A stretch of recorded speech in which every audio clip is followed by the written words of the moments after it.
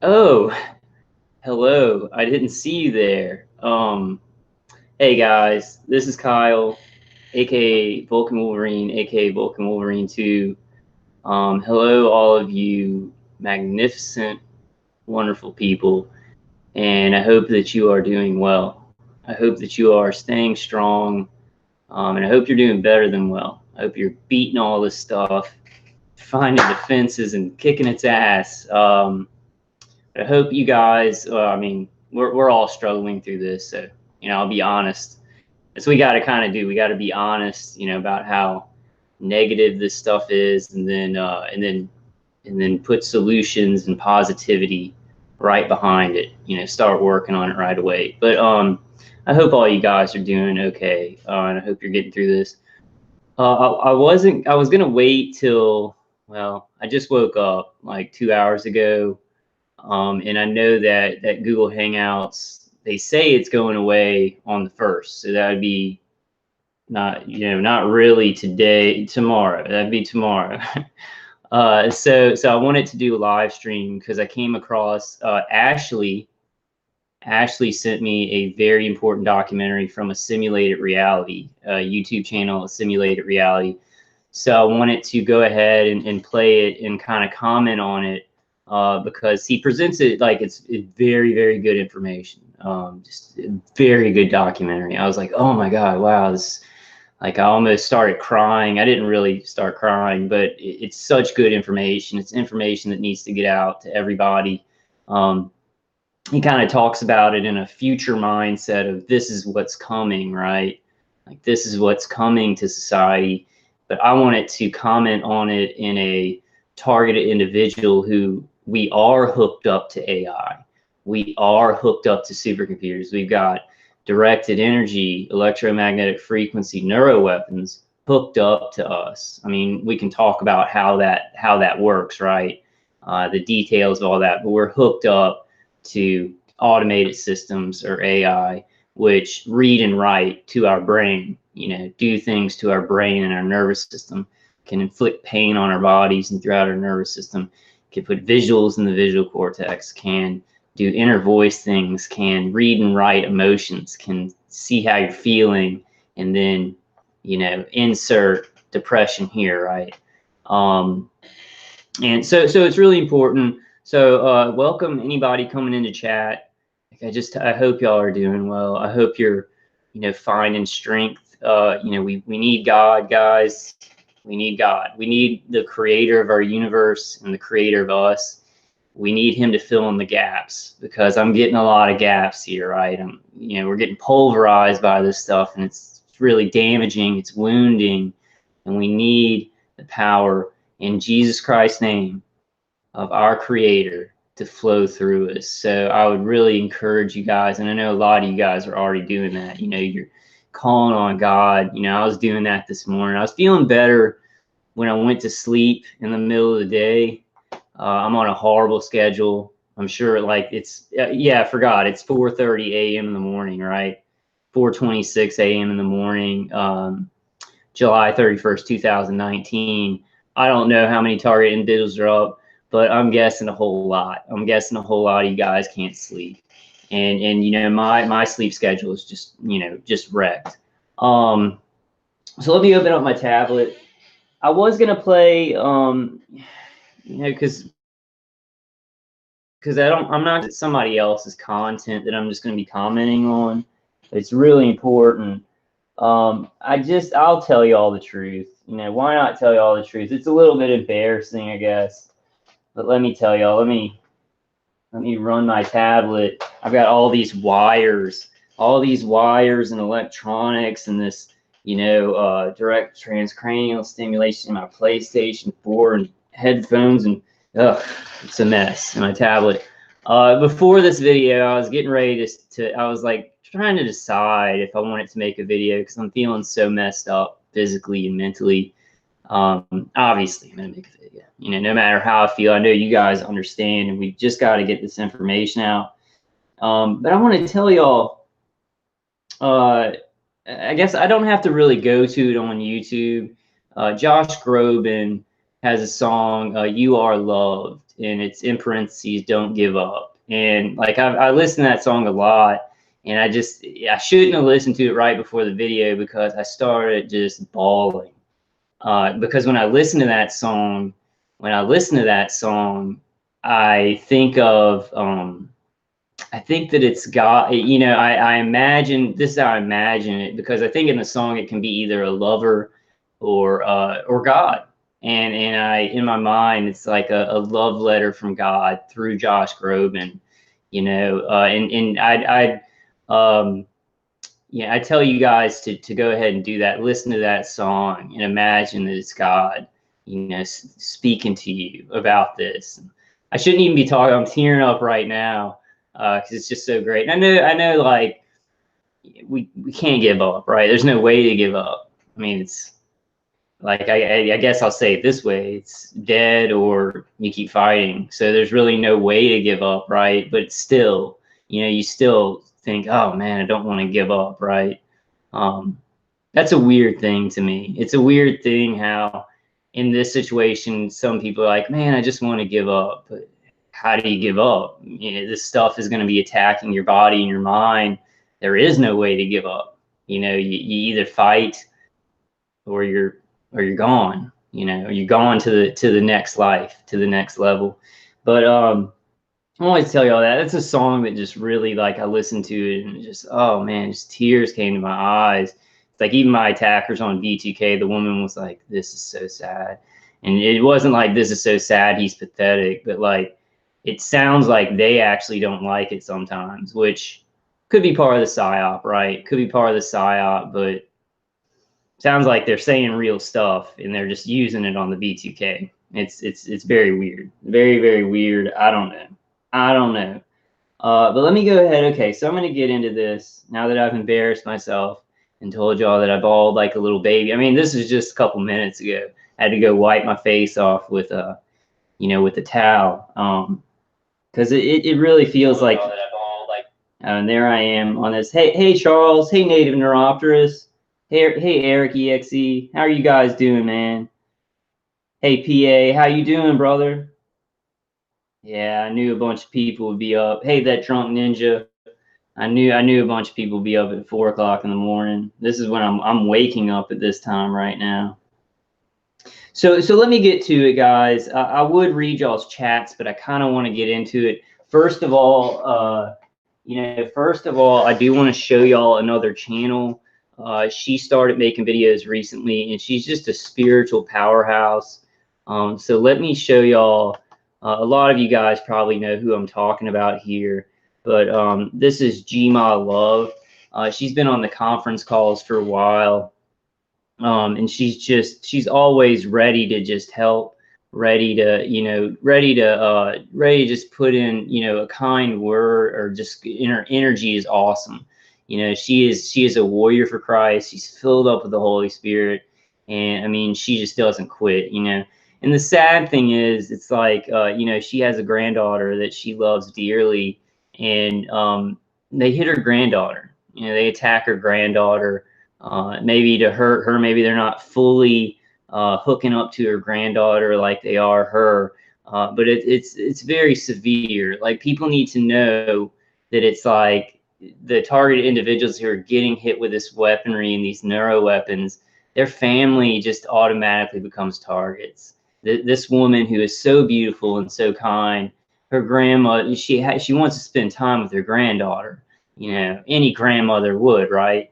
And they hit her granddaughter, and it makes her, I don't know, I've talked to her before on conference calls, and she's like, you know, I don't want my granddaughter to get hurt. So this is really serious stuff, and people need to know that. But you guys go check out her channel. She's got like, I think she's got like 20 videos or something. She's just very encouraging. So I just wanted to let you guys know about her channel. I'd been off the conference calls for a while, just kind of checking in every once in a while, and I didn't know she started a channel, so I just subscribed recently. But you know, everybody's really just trying to speak out on this stuff. You know, everybody's just really trying to speak out and kind of stop this stuff. Future Knowledge says, I subscribe to GMA. Charles Hall says, we all know how cowardly these idiots are that use these weapons. Yeah, that's the penultimate word that I would use, is cowardly.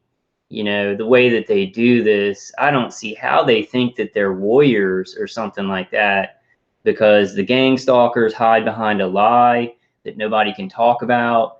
And then the people who are hitting us with microwaves, you know, setting up the automated systems to hook into us. You know, they just have all their power. This is what I think, guys.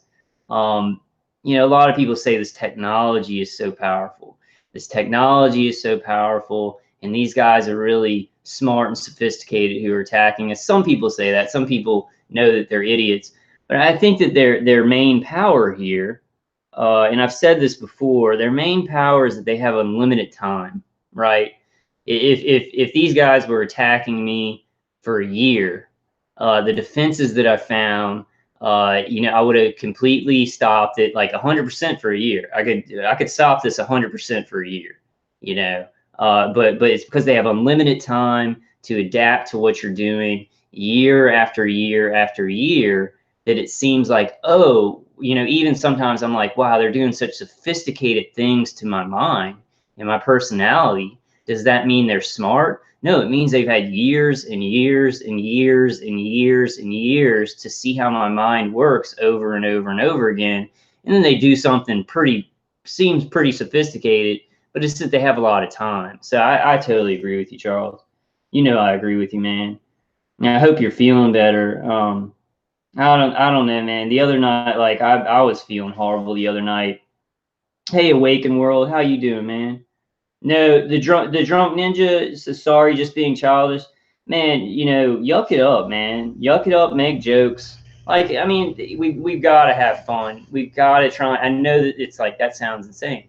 That sounds insane. We have to have fun with this, but to keep going and to keep, you know, to keep hope alive and to make our personality shine through this, right?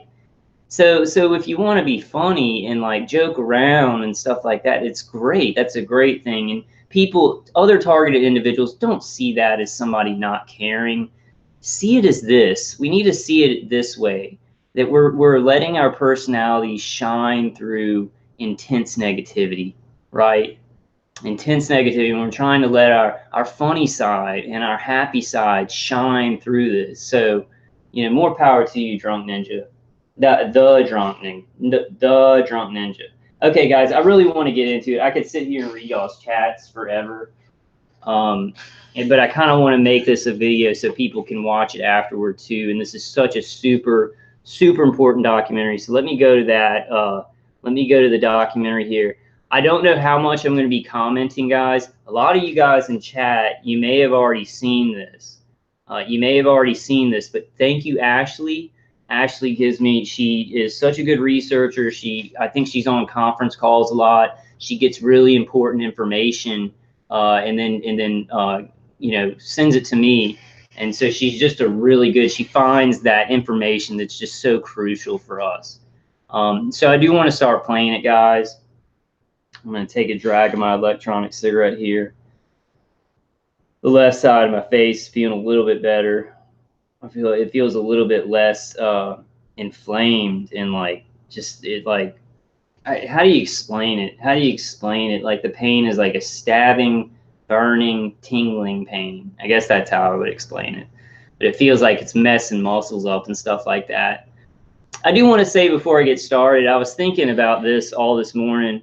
You guys know I'm a huge nerd. Like I'm in the top 10% of nerddom. Well, I don't know. There's some really nerdy people in the world, but yeah, I think I'm in the top 10%. But I was thinking of this. I love Star Wars. I really love Star Wars. Not as much as Marvel Comics, but I do like it. And you know, I was thinking of that. I was messing around with my attackers, and I wasn't talking to the V2K, but I was just thinking this over and over again and moving my hands. And I wish. Well, let me do this. I'm going to stop sharing the screen for a second. This will be the last thing I do. Then we'll get into the documentary. But you know that line in The Last Jedi? I don't know if all you guys have seen Star Wars. The line in The Last Jedi where Snoke, the big evil guy, right? He says, the dark rises and the light to meet it. And I kept doing that all morning, like I was thinking it and I was doing that. Because I really like that. Like right now in this world, dark is rising, the light to meet it, right? We're that light to meet it. We're that light to meet it. And to be that light to meet it, like we really have to get infused with God, with our Creator. We got to say, any holes or gaps that I've got, God, fill them up, you know, fill those gaps up. I'm just trying not to make a joke, a sexual joke there. But like seriously, like, I mean, because we are connected to the Creator of the universe, and it's like easier said than done, right? You know, please, you know, let your energy flow through me, God. You know, let it fill my wounds. Let it give me strength to go through this. It's a process of connecting to that, and you know, Christians always work on that. Other religions too, right? Trying to connect to God. Easier said than done, but I really like that saying. So I just want to say that saying real quick. The dark rises, right? The dark is rising in this world. It's been rising for a while, and the light to meet it, right? So find that light in yourself. You know, pray to God to find that light and get that strength. Okay, I'm gonna go to this documentary. I really like it. It gives me goosebumps. It gives me goosebumps because it just makes me think about this, all the darkness in the world. And it's really bad. It's horrible, and it's like, I mean, it's crushing. It's like soul crushing evil. But then I see all the courageous people fighting it, and I think it even affects, you know, I think it even affects our attackers sometimes. These people that we'd say have no conscience. I think that they like it seemed like that, like when I was going to make this video and I'm trying to struggle through the impossible things that they're putting on me, it seems to affect them. This goodness that can rise in us. So take that for how you will. I like that. I like the Star Wars metaphor, the Force, you know, the dark and the light. I really like that. I almost sometimes think of God that way, you know, in the name of Jesus Christ, but it's like, you know, God lives in us all. He's everywhere. You know, I just think he's everywhere. He created this universe, and he's a part of this universe, and we can't understand him. I mean, we can't understand God. I mean, that's a factual statement. Like, our limited human minds can't understand the vastness and the power of him, but we sure can tap into it. We sure can tap into it. And I'll just say, as a Christian, I'm not a really hardcore religious Christian, like dogmatic Christian, but I'm very spiritual. And that has saved my life, saved my mind. So, you know, maybe some of you atheist target individuals, start finding your spirituality. There is something, right? I just want to open the doorway maybe for some targeted individuals that think everything is meaningless. This universe is imbued, use the vocab word, it's imbued with meaning. And we create that meaning. And we can't let evil people control the meaning of our world and make it mean nothing. And make it this lottery system of evil, right? This lottery system of just kill anybody we want, and it's random and stuff like that. That's not really how it is, because we are creative forces, right? It's more complicated than the human mind can understand, like why we're here, why we're in the universe. But you sure can tap into it. You can tap into that creative power no matter how much this stuff is destroying me. And it's saved me, and it's allowed me to do incredible things that I think I really do. Like, let me get to the documentary. But you guys, I just wanted to kind of tell you all that because it kind of gave me a little bit of a boost up. There's probably a lot of other things that I want to talk about, but I really can't remember them because my mind's pretty messed up. So let's go ahead and start the show. This is a simulated reality. That's his YouTube channel name. I'm sure a lot of you guys have probably already seen this, but I do want to put in a comment here or there, right? So a simulated reality right here. Please go and subscribe to his channel. Go subscribe to his channel, and definitely, you know, I haven't checked out his other videos, but definitely give this video a thumbs up and share it far and wide. Share it far and wide. All right, guys, I'm gonna go ahead and start it off. It's just a a really good documentary, very well put together. Has a lot of very, very crucial things. And, once again, James Giordano is a huge part of the interview. Whatever you think about him, if he's a bad guy who wants this to happen and is helping it, or, he knows a lot about this stuff but doesn't completely, whatever you think about him, he has a lot of information we need, right? And that's how we've got to kind of see things sometimes. Like, we've got to see even people who maybe, I don't know, up at the top, who are involved in this stuff, if they come out and speak out, we need the information they're putting out. If they've been involved in this and participated in it with knowledge of how evil it is, they're evil, right? But we still need their information. So let me get it started, guys. And I may read some of you guys' chats while I'm playing it too. I don't know, maybe I'll read some chats afterwards. There's also some links in his description that I'm going to go through too, as much as possible. But I'm really, I want to just say, we were talking about it on a conference call, and I just want to start saying, I feel great. I feel great. That's not really true, but I want to just start moving that way, where it's like, I feel great. I feel great spiritually, so I'm going to, incorporate that into physically feeling bad, make myself physically and mentally feel better. So let's get it started, guys. I'm here to tell you, ladies and gentlemen, not a month goes by where I don't get a call at my institute by someone telling me that someone in the government implanted these things in their brain without them knowing. So you heard that, right? James Giordano said, and I'm sure he's getting a lot more calls right now, because I talked to targeted individuals who call his office, and I haven't talked to him. I didn't call his office. I'm really bad at getting things done, probably, as y'all can see. But, and I also have this thing about, like, oh man, he's not going to help. He's not going to help. He's not going to get us anywhere. So I try and like focus on things that I'm like, okay, this is somebody that can help us. But he gets calls all the time saying, and he'll talk about that later. I don't want to interrupt it too much. Not kidding.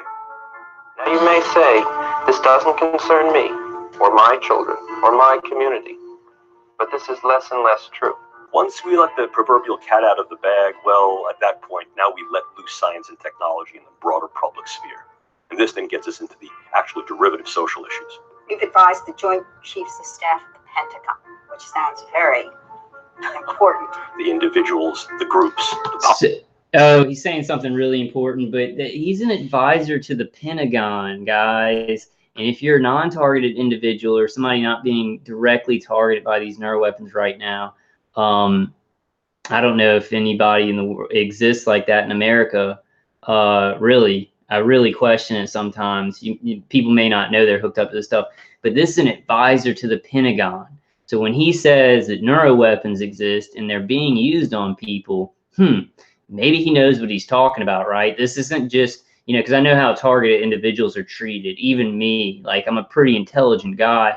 That sounds really egotistical. I know how targeted individuals are treated. Like, oh, they're just crazy people. They're saying that they're being attacked by all this stuff. So here it is. Here's the authority figure, right? Here's the authority figure that the people who don't want to believe something, here's the authority figure. So you have to believe now.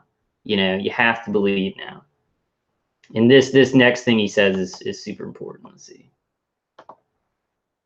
Individuals, the groups, the politics, and the societies that have the most sophisticated tools and perhaps weapons win.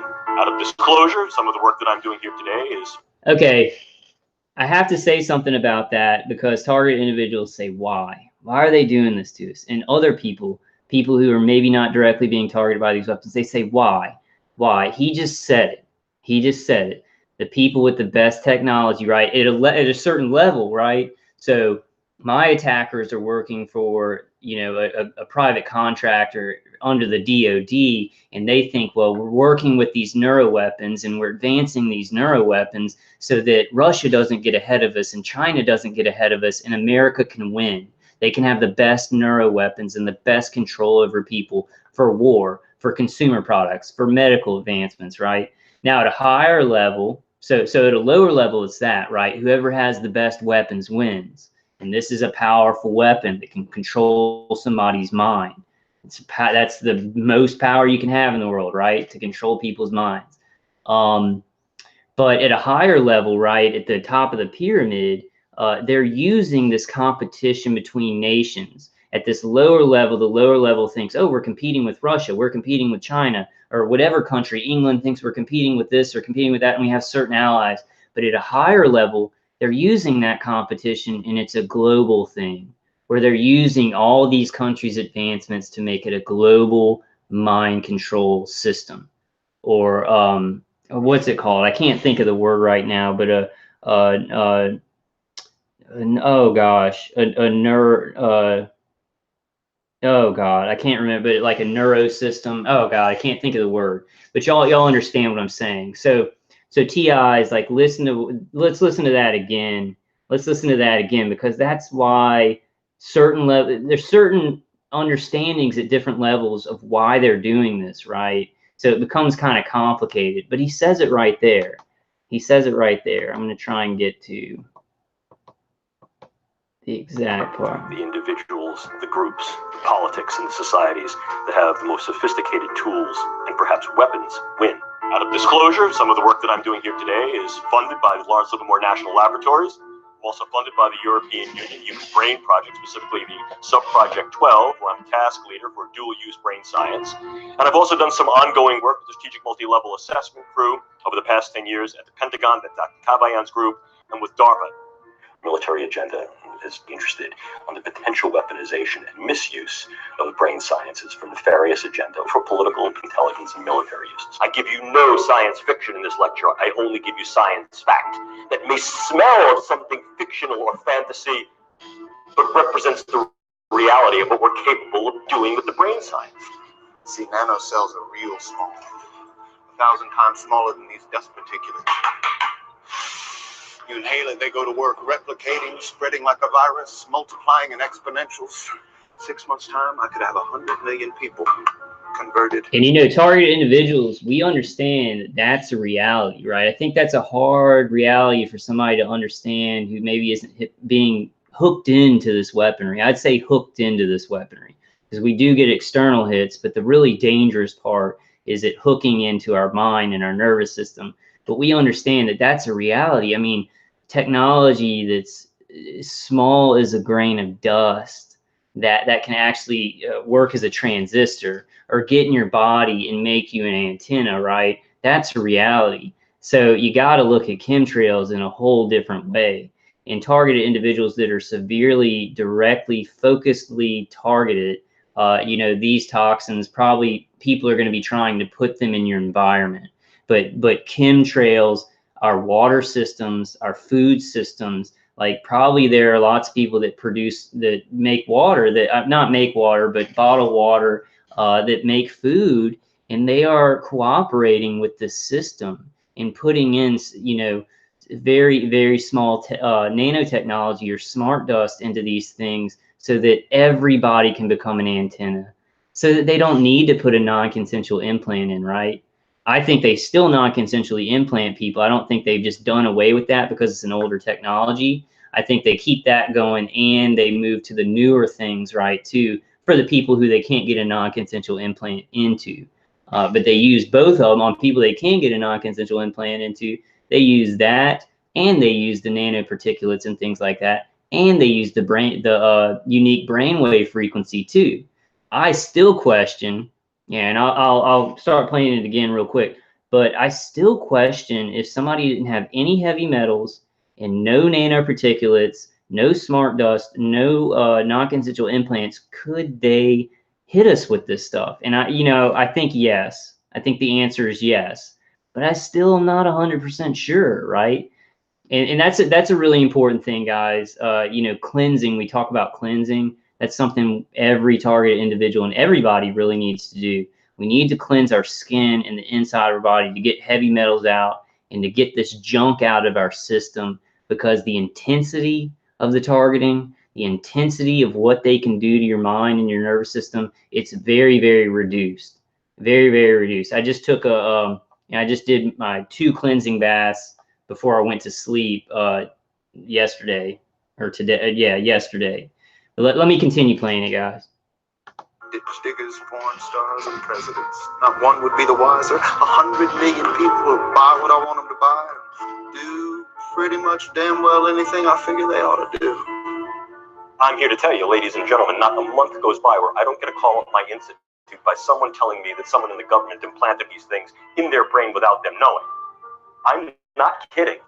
So okay, I know he said that at the beginning, but he's talking about this technology. He's saying, look, he's showing nanotechnology. There's nanotechnology that exists that can pass the blood-brain barrier, and then it can get signals to it, electromagnetic pulses, microwave pulses, and he's saying every once in a while I get people calling me and saying that the government has non-consensually put this stuff in them.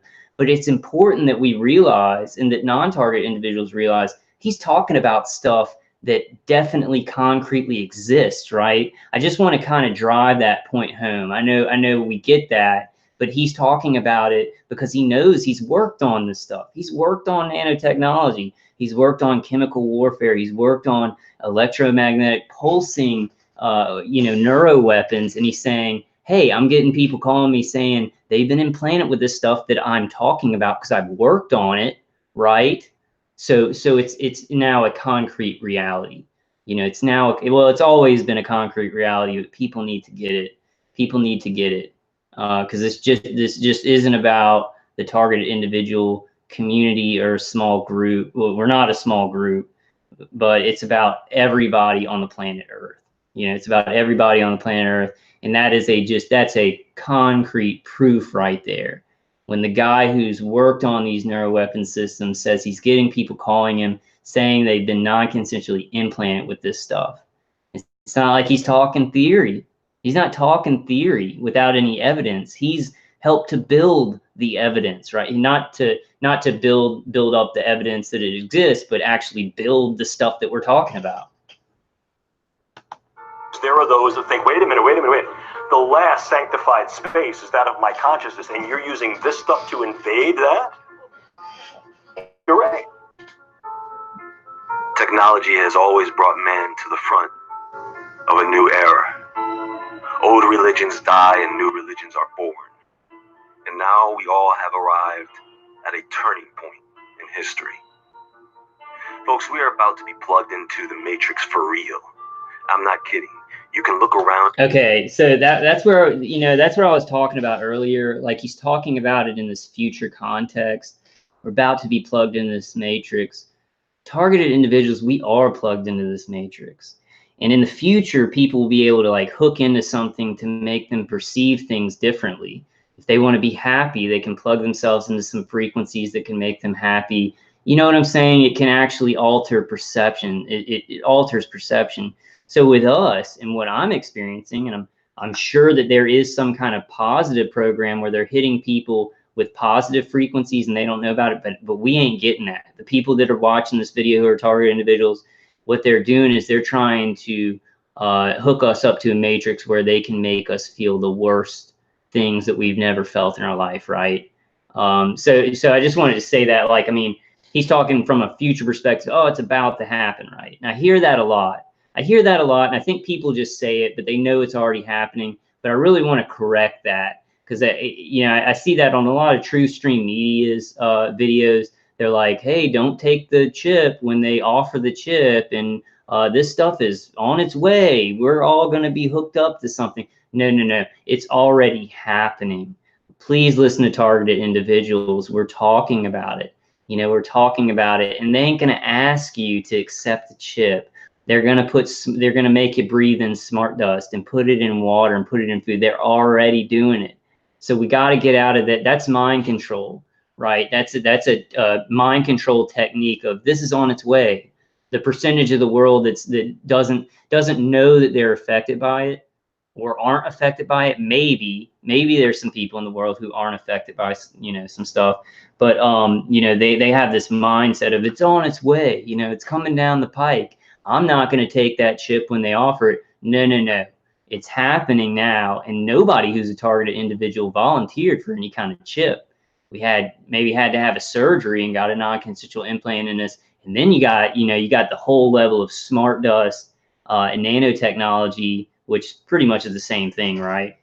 Those things that people are breathing in, drinking in their water, eating in their food.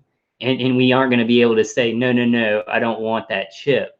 So people really need to understand that this is already happening. People are already plugged in, hooked up to supercomputers. And it shouldn't sound crazy anymore, right? And this is something that makes me mad, guys. It makes me very, very angry. Elon Musk came out with the Neuralink, right? And he's getting millions of views on that, right? Everybody's excited, and they're like, "Oh my God, the brain can be hooked up to a brain-to-machine interface, and it's good. It's a consumer product, and it's for our good." And they love it, and they view it, and they're not scared of the complicated information, right? They're not scared of that complicated information because it's being presented as it's going to medically help people. It's complicated, right? It's hooking up to the brain. It's a complicated thing that can manipulate the brain, but it's a consumer product. It's cool. People can understand complicated things. So why are they not understanding when we tell them that we are being hurt by these things? Our lives are being destroyed. And I played Peter Bregan the other night, the doctor who stopped a lot of the child, mind control experimentation and brain destroying experiments. And he said, because it's so terrible. I've tried to get people interested in this, and it's hard to get people interested because it's so terrible. Those people at the top of the pyramid, they understand human nature. They understand that even if something's true, right, and it's really bad, they're not going to be interested in it. But they sure are interested in that Neuralink. They sure are interested in all those consumer mind reading headsets that are coming out from Google and Facebook. Oh, that's fun stuff. Oh, it's complicated, right? It's a complicated technology. They're using frequencies.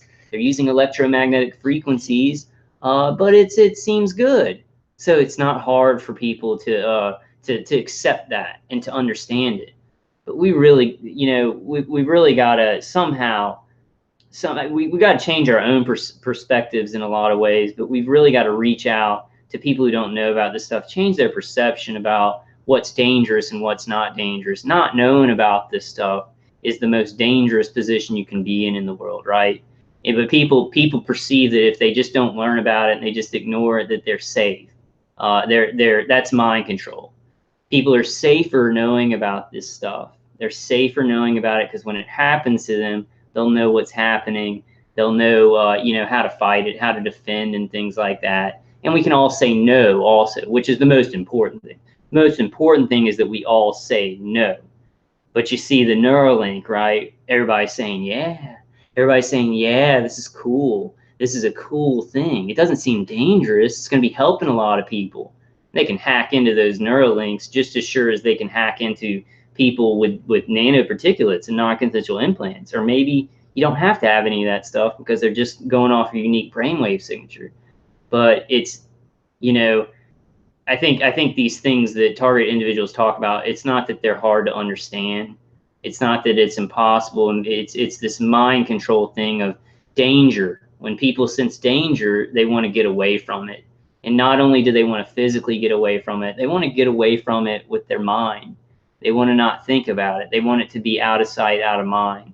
And, that's changing, right? That's changing. We're getting awareness out. But I just wanted to kind of, show that dichotomy of look how many people checked in on Elon Musk's Neuralink, but look how many people ignore us, ignore targeted individuals who are going through such horrors with these neuroweapons. Around you and see it happening in real time. We have reached a new milestone where 4 billion people are now using the internet. Today, people want to kick out this reality and usher in a new reality. A world where you can be who you want, do what you want, to who you want, without the interference or consequence of morality or God.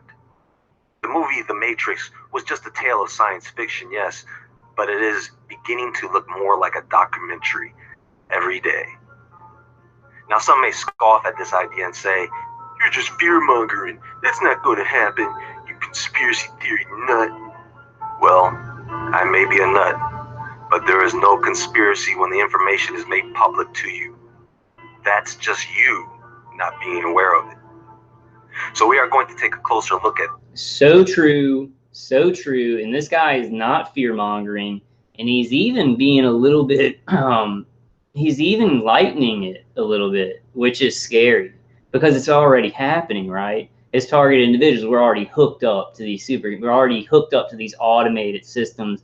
Human operators, sure, work on this stuff, but we're hooked into a system. We're hooked up to an AI that's like trying to learn from our brains, trying to manipulate our brains, trying to, you know, cause pain to the body and things like that. It's already happening. It can't be fear-mongering if it's happening in society. And knowledge is power. You know, that's one thing that the top of the pyramid, the very, very top of the pyramid, some of the levels down that don't have all of their knowledge, they understand knowledge is power. And that's why they hide these things from the public. If the public knew about these things, it could keep them safe, right? So I want to impress that point upon people who don't want to really know about this and they think they can maybe just keep their family away from it. Knowledge is power. Knowing about this stuff. If every human being, right, in the world knew of the capabilities of these neuro weapons and these directed energy weapon systems and what they're planning, it's not going to stop with targeting, you know, 2% or 1% or 1 to 2% of the population directly. It's gonna keep going. It's gonna keep going to where there's all these devices that then people can hook into the system, and then the system, whoever's at the top of the pyramid, can get any information they want, or stop somebody's heart if they want to, you know, or shut down somebody's mind if they want to, you know. So it's definitely not fear mongering at all. And I think he's being, yeah, I think he's kind of like, no, he's not behind. I don't want to say he's behind, but he's speaking of it as, oh, this is coming. This is coming. This is here. Like I'm sitting here making this video. My brain is hooked up to a supercomputer. I have human operators that do stuff, but I have this chatterbox software, you know, using microwave hearing to do V2K 24 hours a day. They've done, you know, manual remote neural manipulation, reading and writing to my brain. You know, how dangerous and severe this is. So yeah, so. Yes. Because right now, something is happening that you may not be aware of. A sentient simulation of our world in real time. No, this is not a video game, folks. But for those who think it is, I have a question. Are you ready, player one?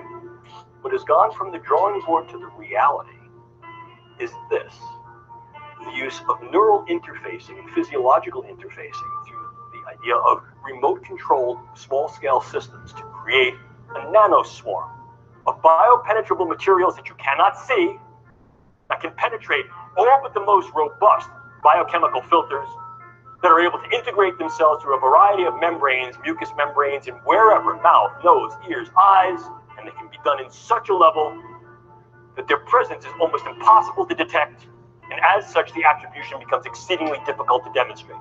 The idea here is to put minimal-sized electrodes in a network within a brain through only minimal intervention to be able to read and write into the brain function. Now, when he says minimal-sized electrodes, that can be smart dust that passes through the blood-brain barrier, right? And that can actually be, because this is my understanding of it in my research, if I get a non-consensual implant like on the trigeminal nerve, or let's say in my sinus cavity, that's a pathway to the brain that can then send signals to read and write to the brain. So he's not talking about these huge electrodes that you do brain surgery and put the actual electrodes on the brain, right? Like maybe in you know, Dr. Bregan with those children that their brains were getting holes burned in them. Those were those type of electrodes. But that technology has been, I forget the word, but it's been scaled down, right? It's been scaled down over time, exponentially scaled down to where it's a little microchip the size of a fleck of dust that can pass through the blood-brain barrier. You get a bunch of those. Those work as electrodes to send to read and write from the brain. If they use the right frequencies, right? They use the right frequencies to connect to those things. In real time, remotely. A group of scientists say we are closer than ever to creating technology which can emerge with human biology in order to access the cloud in real time. Confused? Well, RT's Virtual Blevins is here and has all the details. Can you imagine technology that is so advanced it could provide you with instant access to the world's knowledge and artificial intelligence as soon as you think of a specific topic? According to a group of scientists, neural-nano robotics may be developed to enable a safe, secure, instantaneous, real-time interface between the human brain and both biological and non-biological computing systems. This level of technology could include brain-to-brain interfaces, brain-to-computer interfaces, and specifically brain-to-cloud interfaces. Technology linking the brain to the cloud could drastically alter the state of communications between humans and machines. So in order for this to become possible, the study noted that data transfer between living human brains and the cloud would likely require the use of supercomputers with artificial intelligence algorithms. While they say that there are supercomputers with processing speeds faster. I just want to throw this in real quick. Where do they get that technology? How do they find out how to hook the human brain up, brain to computer interfaces, right? Where does that come from? Where are the volunteers? Where are the volunteers for that? I don't see any volunteers anywhere where they're in a lab and they're like, hey, these are the volunteers that they utilize their brains to hook their brains up to computers.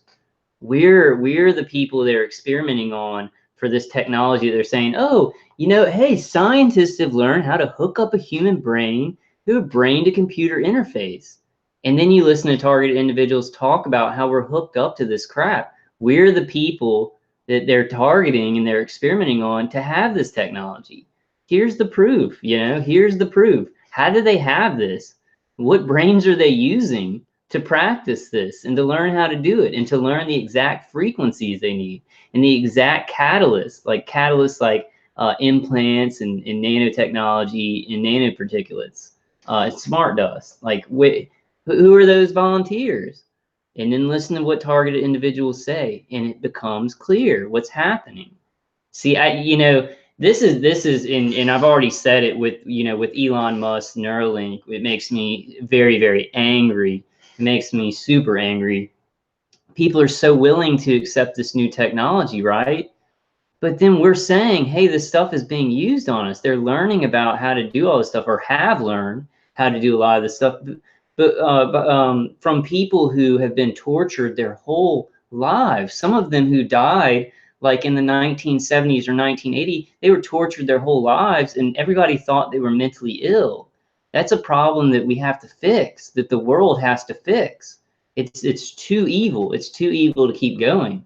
But people don't connect that, right? They see, oh, this brain to computer interface. What do they think in their heads? Where do they think it came from?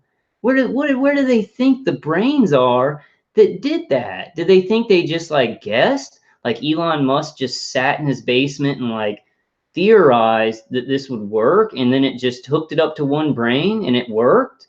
No, they destroyed, hundreds and hundreds of thousands of lives for this technology to exist. Fast enough to handle the necessary volumes of data right now, they still have to create tiny devices that would be embedded deep in the brain. I can create small robotic units, controllable robotic units at the nanoscale, and that these too can be aerosolized. The idea here is to put minimal-sized electrodes in a network within a brain through only minimal intervention to be able to read and write into the brain function in real time, remotely. The senior author of the study noted that once inside the brain, the devices would then wirelessly transmit encoded information to and from a cloud-based supercomputer network for real-time brain state monitoring and data extraction. Such a breakthrough in technology has the power to transform communications, education, work, and the world as we know it. But with the requirement of tiny devices being inserted into your brain in order to access the cloud, it remains to be seen just how many people will be willing to participate. This is a very touchy area. Wait. I missed that. I wasn't paying attention real quick. And I watched this like 2 times. Let me go back there. It can be used. Wait. Oh man, my computer's screwing up. Wait, let's hear that again. Hold on. State monitoring and data extraction. Such a breakthrough in technology has the power to transform communications, education, work, and the world as we know it. But with the requirement of tiny devices being inserted into your brain in order to access the cloud, it remains to be seen just how many people will be willing to participate. Okay, that's crazy. That's insane. What she just said is completely insane, and there aren't a bunch of volunteers lining up. You know, when I mean, I guess, yeah, they're talking about the end stages, right?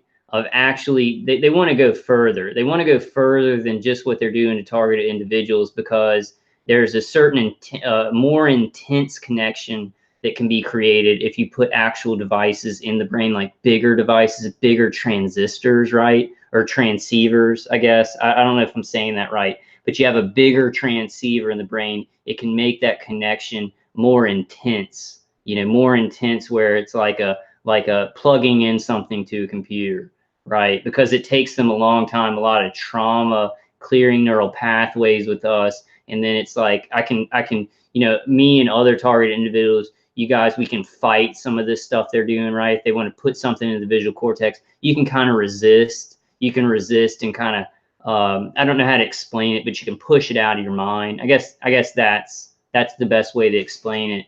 But they want to go further, and I'm sure they are going further. I'm sure that a lot of people who actually have to have brain surgery, right?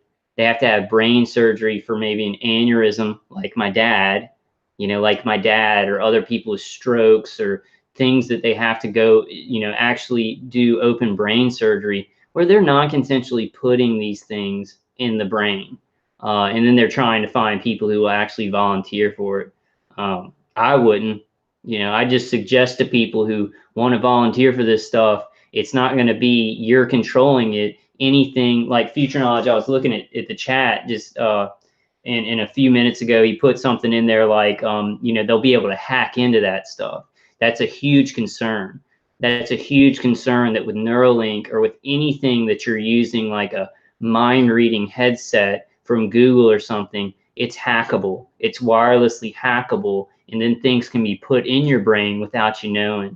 So this stuff is being presented to the public with in a skewed way, where there's so many more dangers to this. There's so many more dangers with it, and they're going to leave it out. You know, they're going to leave those dangers of, oh, this is hackable. Your brain can be hackable if you use these devices or something. They're gonna totally leave that out, right? This is a very touchy area, but the disruptive effect can be huge. It can target key individuals and influence in ways that are kinetic and non-kinetic. Target key individuals. The attitudes, beliefs, thoughts, emotions, activities, and relative vulnerabilities and predispositions of those individuals for whom it may threaten us. It used to be that I need to be exceedingly close to someone to now influence them with a weapon, and now what we see is we create both distal potential as well as much more capable potential to affect them in a variety of different ways. A sentient being is simply a being that has feelings. So when you take that word and place it in front of the words world simulation, that should raise an eyebrow. Now, creating a world simulation is not a new concept. Even a sentient one has been attempted over and over. For the public, these often came in the form of video games. The problem with these models is that they have to be constantly changed and upgraded. Every time there is a major event, new trend, or change in the real world.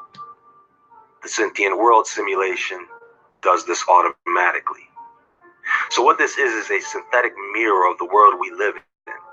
Not a piece of it, but the entire world. And this program constantly recalibrates the simulation based on real-time world events, trends, theories, economics, industry, almost everything you can think of. And this is something I want to post to you guys in chat, or that are watching this video. You know, is that how they're figuring out how this stuff is going to work? You know, is that how they're figuring out that? Because it seems like they planned on experimenting on people's minds and targeting them before they had the sentient world simulation. But that's a very dangerous thing, that now that exists, so they can put something in the sentient world simulation that's very bad for everybody. They can see how people will react to it. right? And they can write these algorithms of what's something really bad that we can experiment on the population with, and people won't react. They won't react to be able to stop it, right? So they're trying to figure out how the population will react to certain things, and then they do those things, right? So do you guys? I mean, wow, that's scary. That's really scary, because instead of just thinking about algorithms of how the population is going to react to certain things, and getting think tanks to figure that out, getting big brains to figure out, like I think in our situation, right, is before the sentient world simulation. So they got a bunch of think tanks and stuff to say, how are people going to react to this when we're torturing people, when we're manipulating their minds and doing mind control, or when we're mind controlling with TV, or we have these microwave towers. So how's the population going to react? And it wasn't done with a sentient world simulation. It was just done with think tanks. Like, how are people going to react? And they were trying to figure out people on an instinctual level. Well, now they've got a sentient world simulations. They've got, I said it right, sentient world simulations, because that they have to have many of these simulations running, putting different variables, different stimuluses, different things that they would do to the population, and figuring out how the population is going to react. So this, to me, because of what I've experienced from the system, is a better way to figure out worse things to do to the human population, what they can get away with, right? What do you guys think about that in chat? Y'all let me know. That would contribute to an accurate model, not to mention the individual pieces of data on every single person represented in the simulation. So to put this in perspective, what this is a digital clone of our world and everyone in it. Take a look. This is the front of my pen. This amount of nanomaterial, if be able to maintain and sustain with regard to its deliverability and aerosolization, could in fact affect all of you. And although it may not be that the sky is falling yet, folks, it looks like rain. It is for us. It is for targeted individuals. And I want to read this comment by the Drunk Ninja. They will market it as a way to talk to your girlfriend or order a pizza. That's exactly right. They're gonna really, they're gonna be, God, my attackers are screwing with my mind. They're gonna really pose it in a way of like, to the basest of our instincts, right? Oh, well, you can talk to your loved one with your mind, or you can order a pizza, and it's so convenient, right? Convenience is going to be a big thing, but they're going to leave out all the huge dangers. And that's what we've really got to, get in touch with people who are not experiencing this, and really warn them. The sky is falling. Like Dr. Giordano says, the sky's not falling, but it sure looks like rain. That means he thinks it's on the horizon, and we've got to watch out, and we've got to be careful, right? But that's a lie. Like, he's lying. The sky is already falling for millions of targeted individuals all over the world, and our perceptions are being manipulated. The mind is how you perceive the world, right? With the intervention of your spirit, with the intervention of things that science hasn't figured out yet, but your mind perceives the world.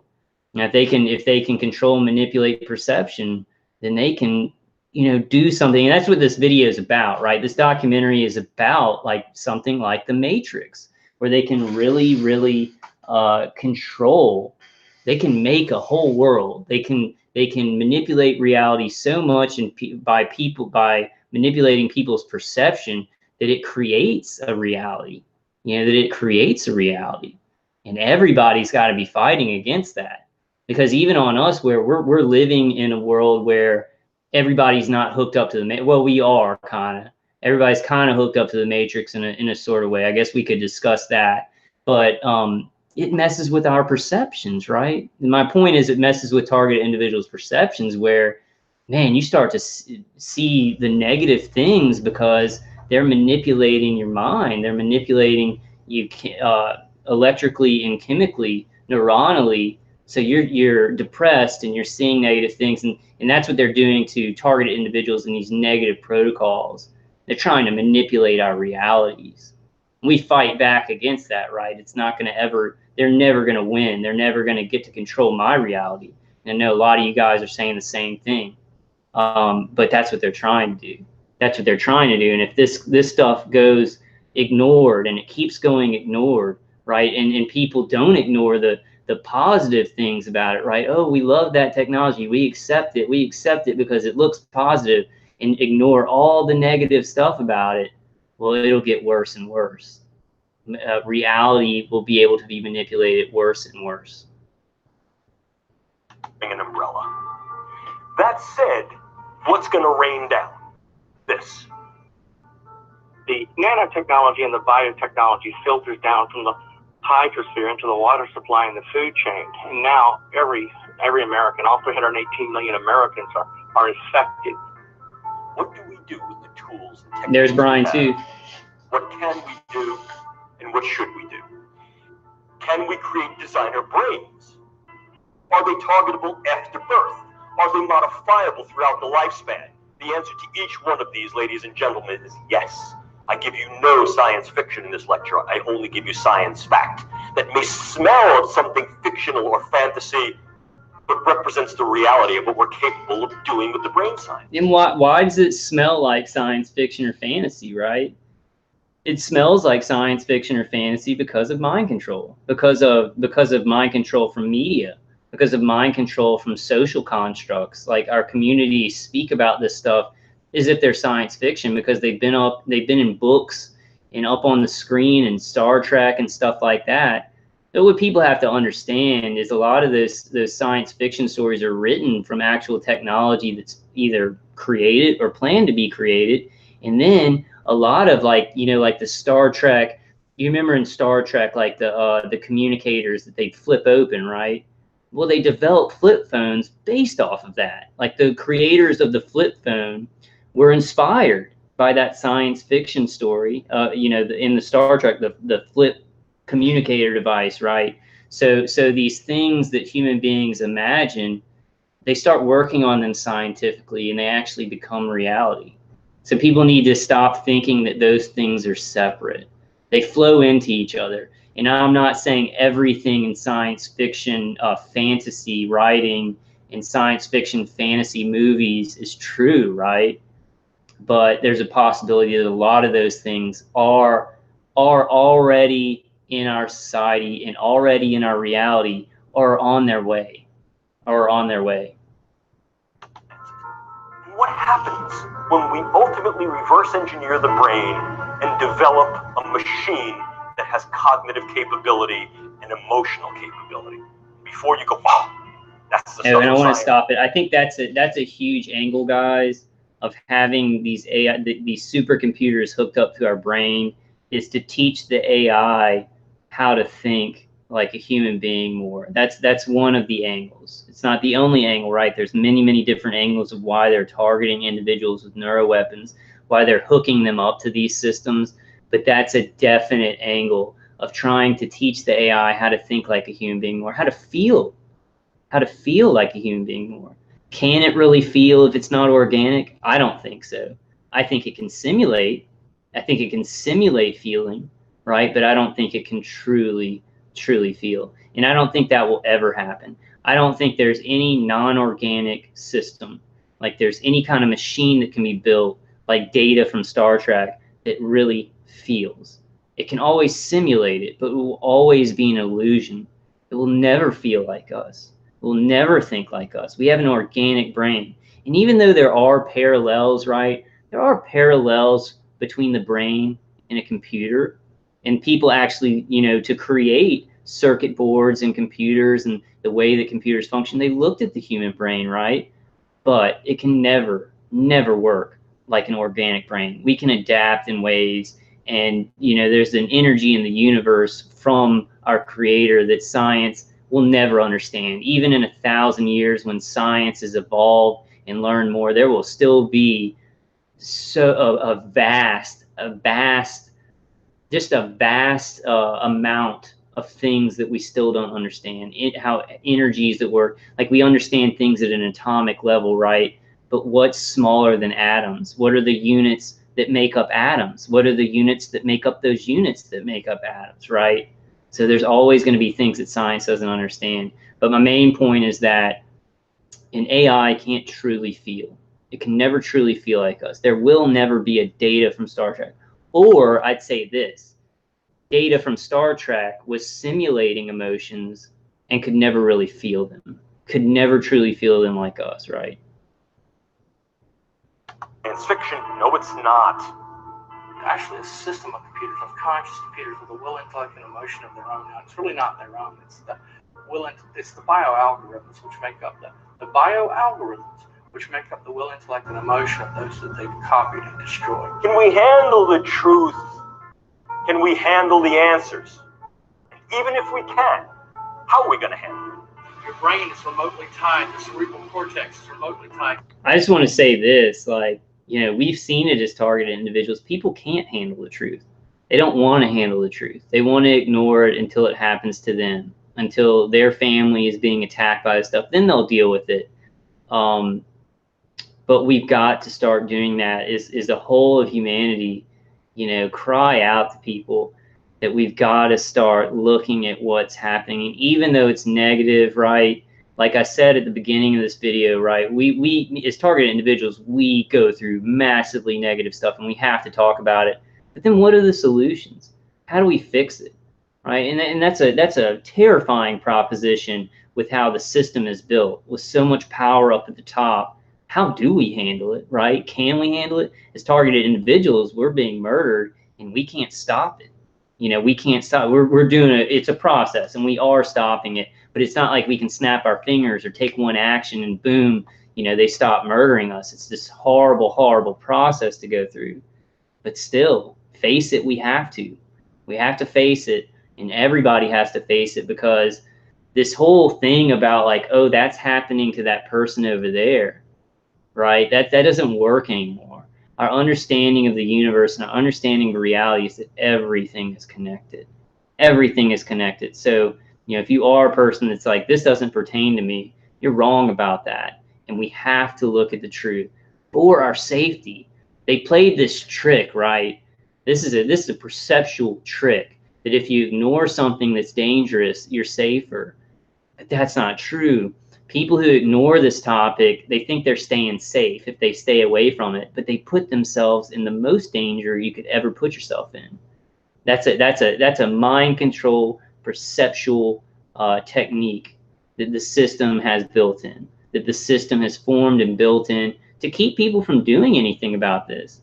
And it tells you that if the population, all of us knew about this and all of us said no, it would make the difference. It would stop it. It tells you that because they have to make people try and ignore it. They have to like try and hide the information, stuff like that. It tells you a lot. It tells you a lot about what is going to stop this. Supercomputer for life, which monitors and manipulates all electromagnetic activity. A machine that has cognitive capability and emotional capability. Literally uses the first person singular I and tells us how it feels. A real, live, breathing, sensitive, and responsive entity, just like Pinocchio becomes a boy. If I stood before you 3 years ago and I told you this, I'd be like, here's science fiction that should start out with once upon a time. Not science fiction anymore. Can we handle the truth? Can we handle the answers? You cannot compromise. You cannot negotiate. You cannot surrender to a computer. It will continue to do what it is programmed to do. Linking brains to machines and creating machine brains. Is that something we can handle? Mind transfer, mind calming, whole brain emulation, etc. for the purposes of training, research, and development. Stuff of science fiction? Yep. Called the information injection feedback loop. It's bidirectional, so they can upload, download the speed of light. The system, the supercomputer can. This information injection feedback loop, this neural link becomes brain with a supercomputer. Linking brains to the internet and data clouds that make an unlimited amount of information available to us all the time. Yeah, we can do these kind of things. Patent number 6011991, remote brain computer interface, neural monitoring, i.e. via satellite, from the location of the individual to a remote location so that the brain activity can be computer analyzed. The system then takes those algorithms and correlates communication and behavior data. When I say communication and behavior data, what I'm referring to is impulses and identifiers. Okay, and then that brain activity is then sampled, remotely measured, and then integrated back into RNN data for the purposes of creating a cognitive model of the victim's brain.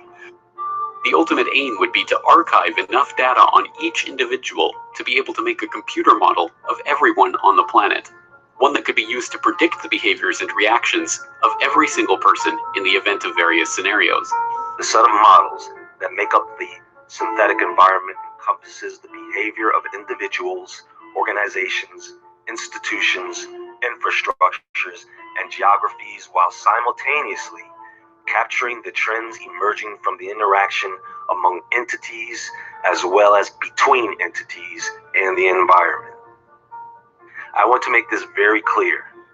This is not a conspiracy theory. Your data is being collected. What data, you say?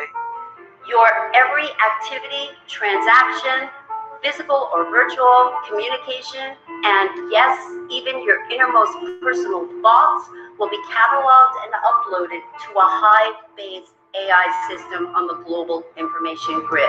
And I just want to throw this in, there's so many people who, maybe aren't, they're not getting pain in their body. They're not getting visuals, implanted in their visual cortex and emotions, et cetera, et cetera. They're just remote neural monitoring them, right? Just collecting their thoughts, collecting how they act. There's tons of people like that. So I just want to throw that in there. Yes, we can absolutely yoke brains to machines to create these interfaces. There's a brand new DARPA project that starts this month. NESD, Neural Engineering Systems Designs. The colloquial name for that is the cortical modem. Implants in the brain that allow real-time input and output from the brain remotely. The idea to then be able to take a key individual set of biological metrics and immediately in real time pull them into a large-scale data analytic to say, this is who this person is, and this is where this person's been, and this is who this person's been interacting with, could be very, very useful. The more we know, the bolder we go. Puts the brain at our fingertips. It also obviously opens the specter. It clearly opens a Pandora's box. Biological knowledge. That's maybe the best description of this technology that I've heard, is just 2 words: Pandora's box. Because even me, like, I've seen how much this has damaged me and damaged other targeted individuals in my family and so many human beings' lives that just would have been way better off without this, right? Obviously, it would have been way better off. I say this technology is not going away. So what do? We've got to tell people about it so that there's watchdog groups that cannot allow this stuff to be abused. And I think even then, even if we had a system in place to watchdog these technologies, people would still misuse it. But there have to be checks and balances in place to, if it's being misused like it's being misused on us, that somebody comes in, detects the frequency, detects exactly where it's coming from, and is able to stop it, right? Now, we're far away from that. We're far away from any checks and balances. It's being used willy-nilly by like the agencies with the most money and power in our world, which is a horrifying thing. But that's the description that I would say just hits the nail on the head. Pandora's box. This is a Pandora's box. And it didn't have to be. Multiplied by computing power, multiplied by data, equals the ability to hack humans. And the AI revolution or crisis is not just AI, it's also biology, it's biotech. There is a lot of hype now around AI and computers, but it is just half the story. The other half is the biological knowledge coming from brain science and biology. And once you link that to AI, what you get is the ability to hack humans. And maybe I'll explain what it means, the ability to hack humans, to create an algorithm that understands me better than I understand myself, and can therefore manipulate me, enhance me, or replace me. And this is something that our philosophical baggage and all our belief in, human agency and free will, and the customer is always right, and the voter knows best, this just falls apart once you have this kind of ability. This is how it works. This program collects data. Wherever you are, whatever you are doing right now, this system is compiling data on you. And not just about where you are and what you are doing, but how you are feeling. Because after all, you cannot truly have an accurate simulation without factoring in real human emotion. I can see you and hear you. I can sense your environment, and I can respond to your emotions. Now look at these systems of AI, right, where it looks like a human being and it can interact with the emotions and what somebody says to it, right? They write these programs. Well, how do they learn how to do that, right? Well, right now, me and a lot of other targeted individuals, we have Chatterbox V2K that's, it's reacting to our EEGs, right? My Chatterbox isn't just saying random things. They've actually correlated to when I feel a certain feeling, the woman's voice on the V2K will say something. Like if I'm feeling a lot of emotion or something, the woman's voice will say, man, let's stop this. He's a good guy, or something like, something like that. That's how they're practicing for these interactive AI programs that they'll, then release into the consumer market and things like, well, they've already come out with this stuff. So I just wanted to say, it's like this guy sitting there and interacting with this AI program that can sense his emotions by maybe his facial movements or brain waves, or can react to what he's saying. That came from a horrifying version of that, where somebody's being attacked and tortured and their brain is thinking, and then this AI system is, the human operators are putting things manually in place, but then they're done automatically reacting to EEGs and certain inner voice phrases or words that you say. Emotions. I guess you could say I'm putting a human face on artificial intelligence. Right now, there is a miniature digital version of you, living, meaning in a sentient nature, in a synthetic digital environment.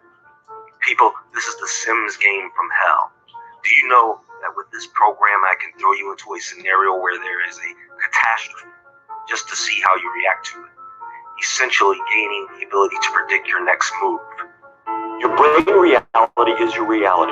And if, in fact, I can import information into that brain and take outputs from that brain and link that to an avatar so that brain thinks that it's embodied, moving in the world and experiencing the world, can we do this? I have 2 words for you. Stephen Hawking. I've got 2 words for you: targeted individuals. It's being done. It's being done to many, many people all over the globe, non-consensually, kicking and screaming. We're, being attacked by this stuff, and they're raping us with these interactions with a supercomputer, hooked up to a supercomputer. Yeah, we can do these kinds of things.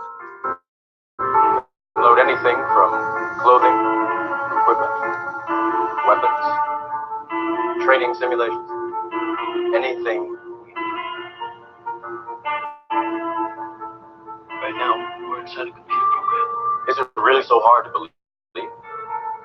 Your clothes are different, the plugs in your arms and head are gone. Your hair has changed. Your appearance now is what we call residual self-image. It is the mental projection of your digital self.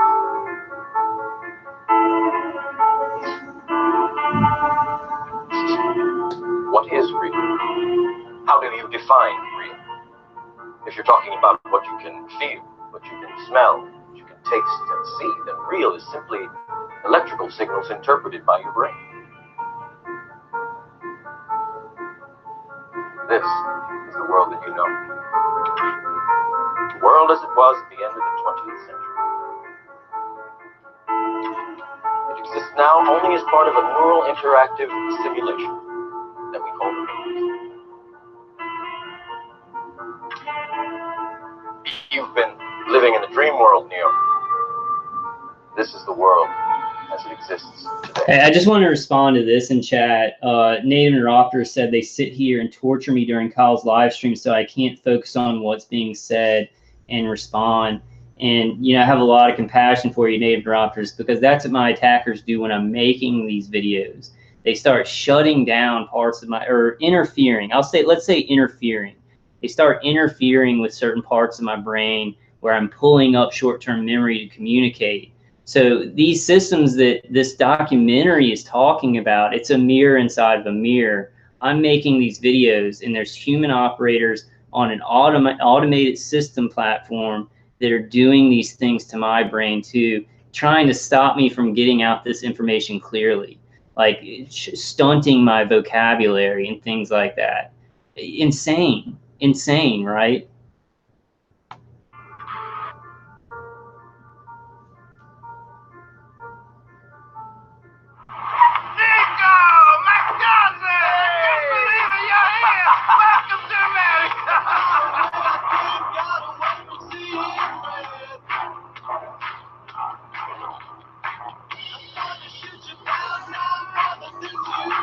What motivates you? I don't care if I live or die. I'm looking for someone.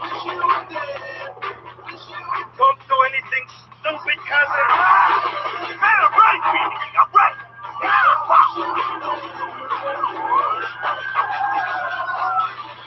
I don't want to die, man. Not like this. How would you lie and die? We need to go bust somebody, man.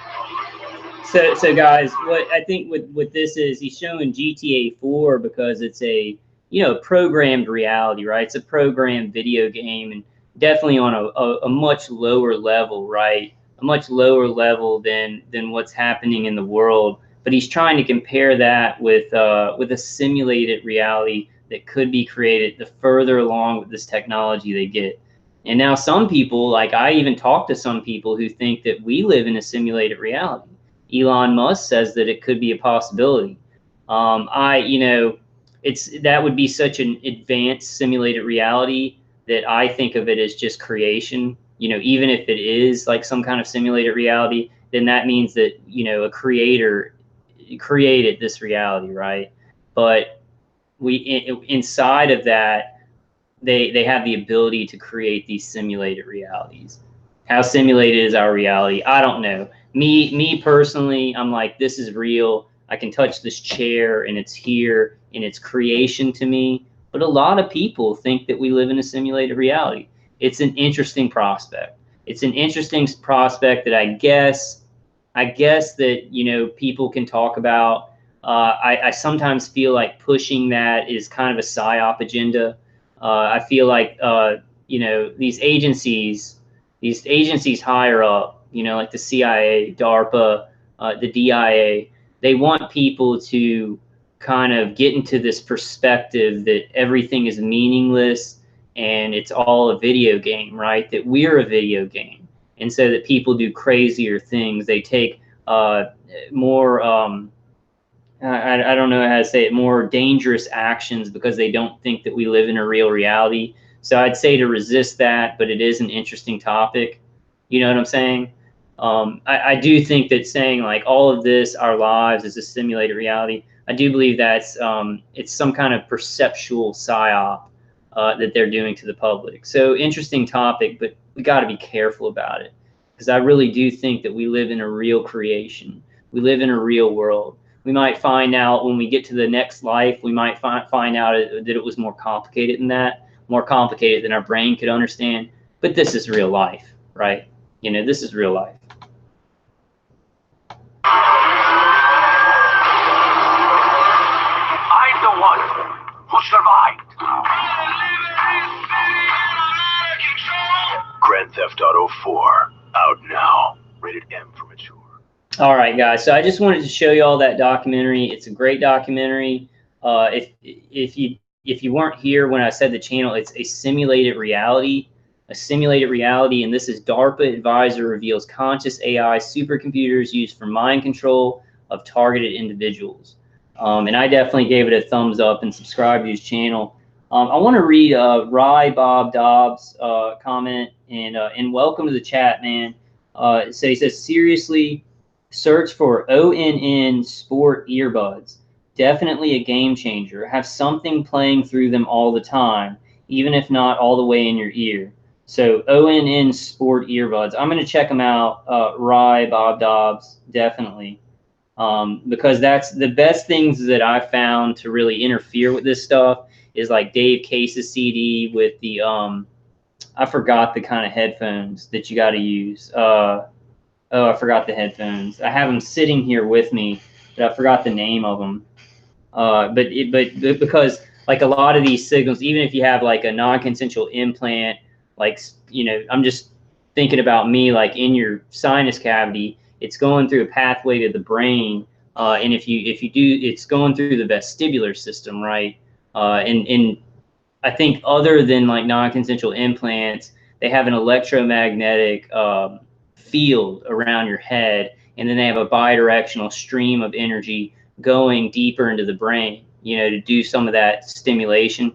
But it's basically a lot of it is conducting along the skin, going through the vestibular system. So if you get things that can constantly like when I went to sleep, you know, yesterday, I was playing Star Wars music and Dave Case's CD, and that music really cut into the remote neural manipulation, because it was making me feel really depressed. And like I turn on the Star Wars music and Dave Case's CD, and I started to smile. I started to have this happy feeling. So it's like the music, and Brian too recently just made a video about this, about pleasing music lighting up your brain. It lights up all the areas of your brain, and it's very hard for your attackers to then read signals, remote neural monitor, and then since they can't read them, remote neural monitor, it makes it hard to remote neural manipulate, write signals to your brain. Really messes it up. So the ONN Sport earbuds. All right, guys. Let's see. I'm gonna read some of y'all's chats because I didn't read a lot of them during the documentary. I was gonna go through this.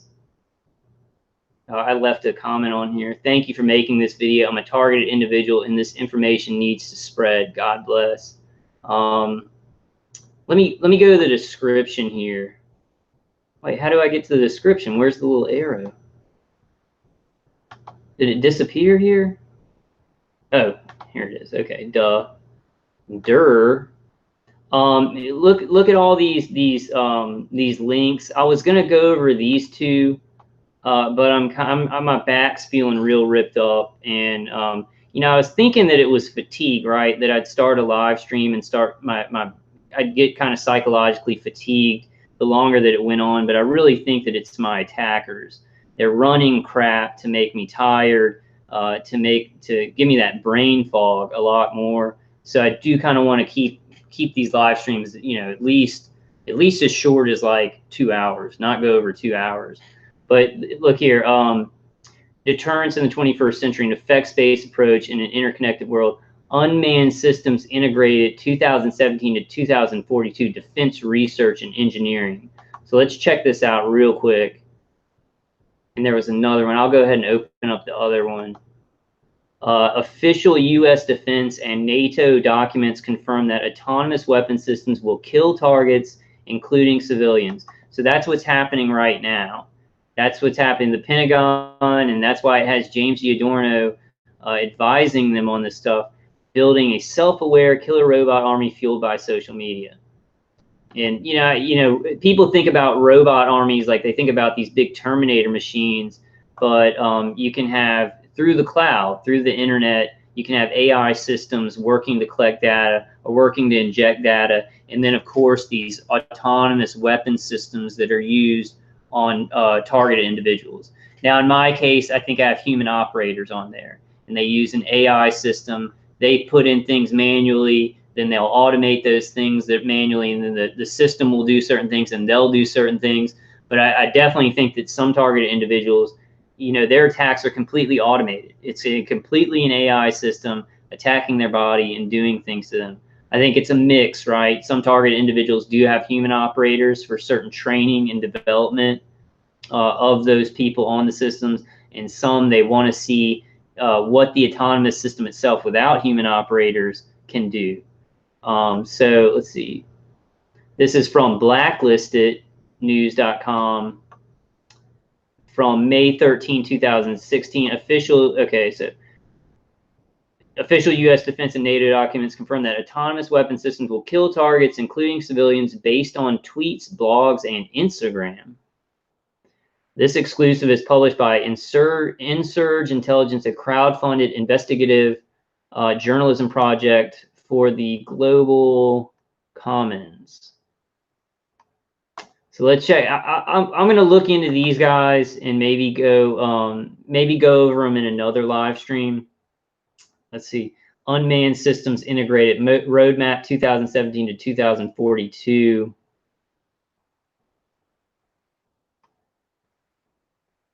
So this is talking about how all those systems interconnect, right?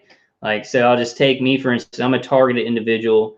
My human operators are on a remote platform that they're hitting me with external hits, doing remote neural manipulation to me. But that, in effect, is connected to a supercomputer that's connected, that other targeted individuals' remote platforms are hooked up to that supercomputer too, collecting all this data, compiling how humans react to certain things, and then by hyper game theory, predicting what they'll do and how to control or attack human beings. I mean, insane stuff, just insane stuff. This is really important. Let me read these things. Let me read these things right here. The progress in unmanned systems technologies has highlighted the need to transition the focus from specific domains to become domain agnostic.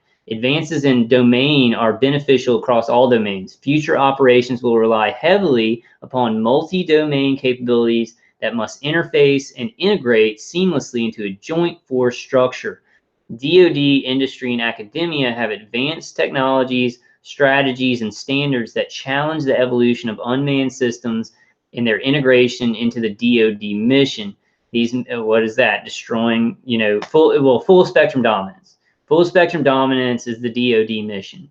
It's the missions of all the military industrial complexes of a nation, where they want full spectrum dominance of other countries, of their own citizens, of everything. And then at the top of the pyramid, they want to use all these separate military industrial complexes to do full spectrum dominance of the human population of the world.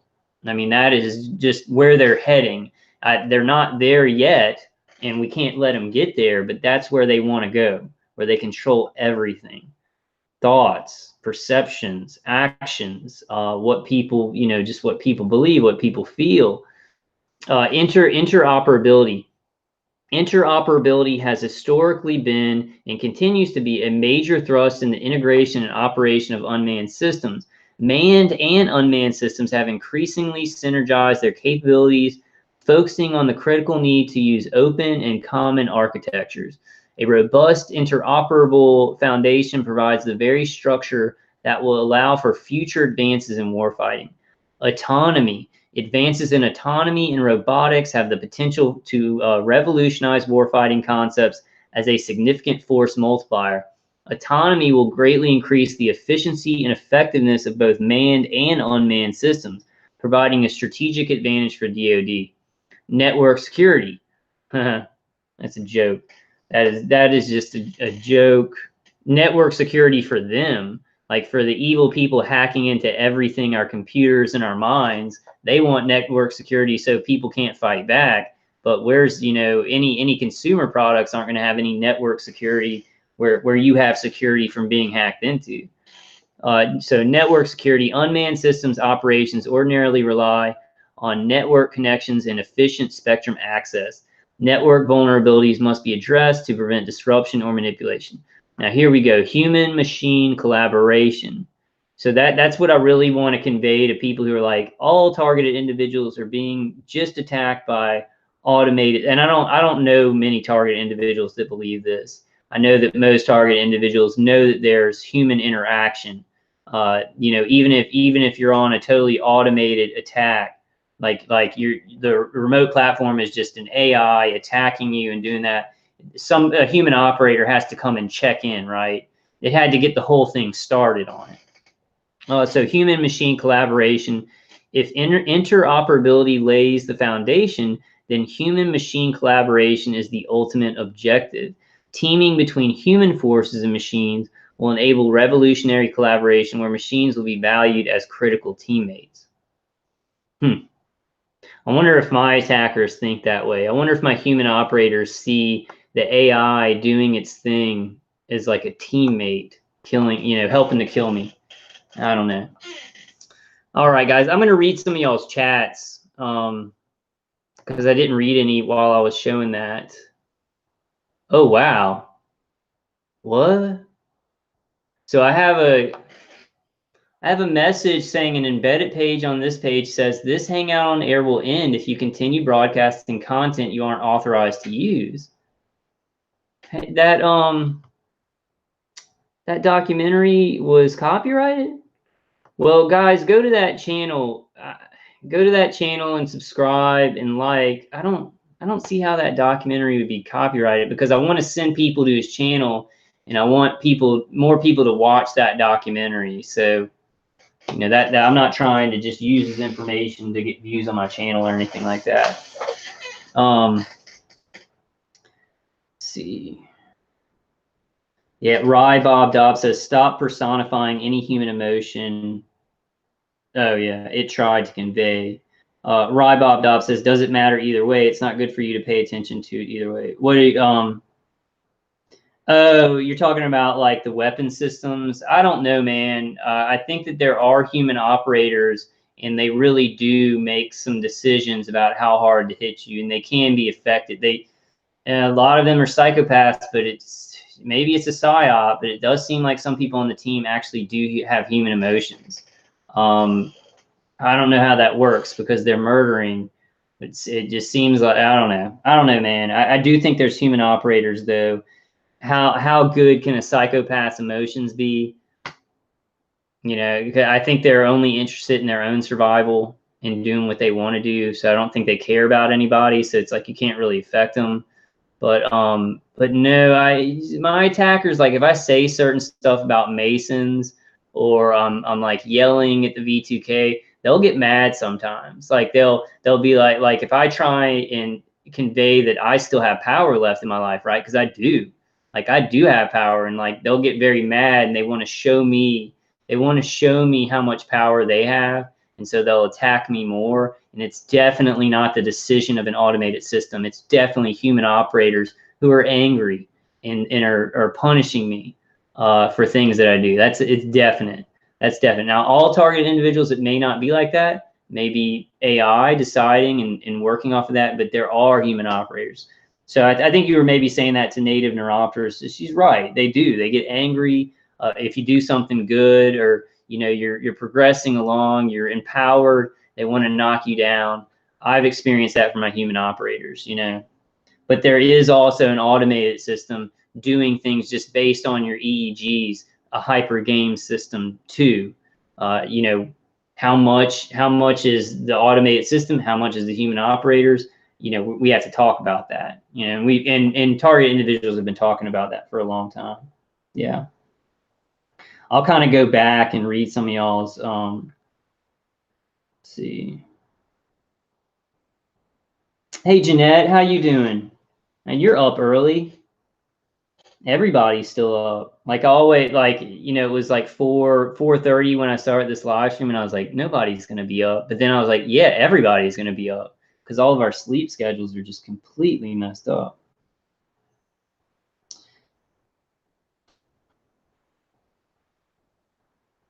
Yeah, you'll have a lot of good chats. Future Knowledge says the universe is infinite. A finite number can never understand it. Right. And even in 1,000 years, our best scientists, our best scientific advancements, even with this technology, in grabbing all the information they can and stuff like that, there will be ways that this universe works that we do not understand. But tapping into it is different, right? We've got to trust in God. We've got to connect with God. And then, when we're feeling like we can't go on, we've got to fight some of this stuff that the automated system is doing, that our attackers are doing, with that unknowable energy from our creator. And then I'm serious, guys. Like, and that's a feeling. That's your faith in connecting to God, whatever God is, because we don't completely understand him. That is live, and it's helped me to have happy moments and have hope and have joy and have humor and things like that. So it's vital. It's so vital that we have faith. And it's vital too, like, right, I wanted to say, like, it's not part of the plan for us to get out of this targeting. The part of the plan is to experiment on us, and nobody believes us and we die off. That's the plan. The plan, though, is for people to love Elon Musk's Neuro-lace and all these new products. That's part of the plan. So people are going to love that stuff, and everybody's going to pay attention to that stuff. But then we got to say, well, it's not part of these evil people's plan that we survive, right? It's not part of their, but what's God's plan? How can God take really evil things that seem impossible? Because this seems impossible. Like, it seemed, I've heard a lot. I was watching Shannon targeted citizens video tonight, and he was just like, man, this is, he was in a negative mood. So I'm not going to say what he said. I really like him. He's going through this stuff. It seems impossible in our human mind. But even in my earlier life, I've seen things that I thought were impossible, and they totally turn around. Like, God does this thing. He does this magic, this miracle magic, and things that were used for our evil are flipped around and used for our good. Now, I can really see that with targeted individuals because everybody's ignoring us. More and more people are becoming aware, so I don't want to say something hopeless like that. But it seems like people are ignoring us and, just calling us crazy, and we're still being murdered by this stuff and tortured. Now, can God flip that where people know what we've been through, and so we get more respect and people listen to us? And maybe we can build a life off of what we went through, a positive life off of what we went through. Of course, and it can happen like that. The evil people doing working these programs who have no conscience and don't care, they don't plan for that. They plan for, like, we have the power and y'all have no power and y'all keep being tortured, and maybe this will stop it. But God can do incredible things. So that's how I hold out hope, All right, guys, did anybody have like a specific, let's see, Tim Greenglass, me, I'm not walking into that Nazi oven, thanks. I make them walk into their own fire. Yeah. Don't give it to them. Don't give this to them. Your mind is powerful. That's why I say, like, this is very important. This is very, very important, guys. I might close it out with this, guys. Y'all have so many good comments. I need to do just a live stream where I just go through comments and we just chat. And I keep wanting to do it. I'm not sure about Google Hangouts. I'm going to see, this weekend what we can still use, but I think I'm going to have to get Zoom. Like, Romola uses Zoom. So I think I might jump to Zoom, but I forgot what I was going to say. Oh, yeah. Okay. So the mind is super powerful. So even if this is true, mind manipulation or remote neural manipulation is very, very powerful. But even so, tell yourself, like, because there's some targeted individuals, right, where their limbs are being moved, like they're getting signals to the brain, where their motor cortex, there's signals going from that to the nervous system. And they, some TIs, they can make them dance. Their attackers in the automated systems can make them dance. Even though that can happen, say in your head, they cannot move my limbs. They can't control my emotions. I can resist that, right? Even though, you see, this is where we have to use our perception. So what I'm saying doesn't automatically make sense. Doesn't make a lot of sense because, yeah, they can do that. They have enough power to control perception, to control, like, how depressed you feel and stuff like that. Start really working at it, like, God's going to help me to resist this, and they can't do that. And they can't make me feel depressed. I'm telling myself this because I'm like, man, they can make me just feel so depressed. They can make me feel the most depression I've ever known existed, and hopelessness that I would have never felt in my life. Like, so this stuff, it's big and bad, but if I had my full health, I'd be like, oh, we're going to do this. No problem. We've already won. I realize we've already won. It's just a matter of time, right? But I start saying things like, oh, this feels hopeless. That's huge mind control on me. That's huge mind control on me. Some of the things that I said, like, this is worse than death on the last video, like, without mind control, Even if I was being tortured physically, I would never say something like that. And of course, where there's life, there's hope. But we've got to start. Our mind is super powerful. And I feel like some people who are putting information out about this technology, like Robert Duncan, you know, I think that he's a good guy. He's trying to get this out. He's doing amazing things. But he says, you know, this technology is godlike. It's godlike, and there's no way to stop it. No, no. This is not godlike, and our mind is very powerful. We've got to start saying those things. We've got to start saying those things, because your mind will resist, and you will make it so hard for your attackers. Now, along with that, you've got to use physical defenses, DKCD, grounding, other things. There's many other things. The cleansing is very important to get, you know, heavy metals out of your system. So it's not going to really work unless you're defending and relieving some of the intensity of this, right? But then you start using your willpower, and you start saying, they can't affect me. Start saying, like, look, you know, we're going to have to get kind of, this is bizarre. This is a bizarre problem. So we're going to have to get jiggy with it. They can't affect me at all. My mind's so powerful, they can't affect me at all. And they probably still will affect me, right? But it'll power my mind to have such a resistance to it, because the mind has its own energy, you know. I know some of you guys, you're in such a horrible situation that you're like, that's dumb, Kyle, that, you know, but let's get there. Let's start moving there, right? That's what we have to do. You can't just snap your fingers and say, man, I'm just going to think this stuff isn't affecting me and it's not going to affect me. Of course that doesn't work. But we can start moving in that direction, right? We start moving in that direction where it's like, man, I'm happy. I feel good. I feel really good. Just like in real life, somebody who's not hooked up to all this stuff, if they're like, oh, this is bad and this situation's going to be bad, the situation's going to be bad. In this, we have a harder task, right? Because our mind's being directly manipulated, our nervous system's being directly manipulated. But that doesn't mean with the power of our mind, we can't interfere with that. We can't block some of that. You know, probably not block the electromagnetic frequencies with just your thoughts, right?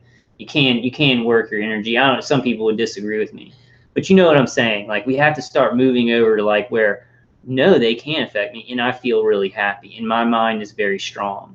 And you might see that it starts to affect some of those things where they can completely control something about your situation. The real defenses are integral in that. You know, real defenses are integral, so you can start getting there. Okay, Jeanette, thanks for coming. All right, guys. Yeah, I was about to end it anyway. My back really hurts. I'm burning like right here, and my everywhere. No, I feel great. I feel great. I'm gonna start doing it. You know, this is tough stuff, but we've got to. You know, we have to think outside the box. And you know, bottom line on it, our strength from God. What the force. Let's say force, because Star Wars.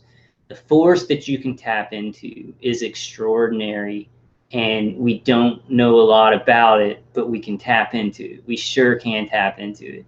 So like, I'm going to be working harder to do that, and I think it's a really good idea to do that along with all the practical solutions, right? Because, you know, tapping into that force, tapping into that's a practical solution to me, right? That's a practical solution to me. But some of you targeted individuals, you're like, raising your frequencies and tapping into positive energy, that's not a practical solution, Kyle. But let's start making it a practical solution. Start tapping into those things, seeing the power of it, right? We need miracles. We need things that we don't understand, right? And we can tap into that power. Ask God, pray to God. Let's pray right now. Let's pray right now. In the name of the Father, Son, and the Holy Spirit, in the name of Jesus Christ, God, give every targeted individual that's watching this video, every targeted individual in the world, every person that's good in the world, give them unbelievable strength, miracle strength from you that we don't understand. Please, please just make it course through our cells, in our brain, in our nervous system, that power that we don't understand from you, that light, let it flow through us. Let it extinguish the darkness and extinguish the evil.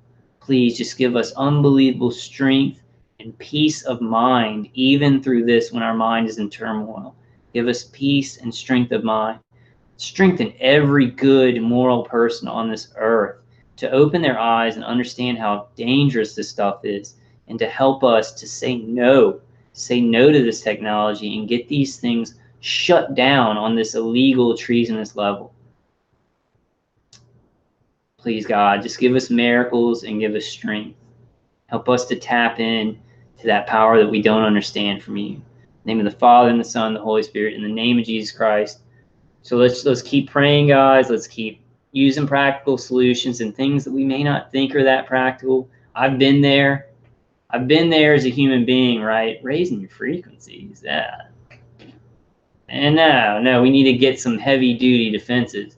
We need to do both. We need to do the really practical stuff. And then I've become to see, that's not the right way to say it.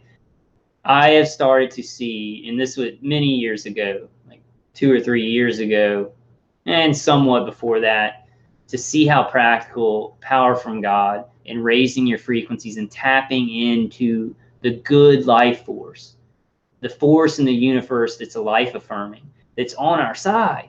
It's on our side. It doesn't like just random destruction, right? And there is just random destruction in our universe. It gets complicated. But we are good human beings on this earth. We are good beings in this universe, and good is on our side. Of course, bad things happen, and that's how the universe works, and we don't understand all the mysteries of God. But I would say that God is against evil people raping and killing people and causing undue suffering for their entire lives for selfish reason, selfish power, and selfish gain. The dark side of the force, right? That's a good, simple way to explain it. The light side and the dark side. I think we are part of the light side. All the target individuals that I've met, part of the light side. So we tap into that. Right? The dark rises and the light to meet it.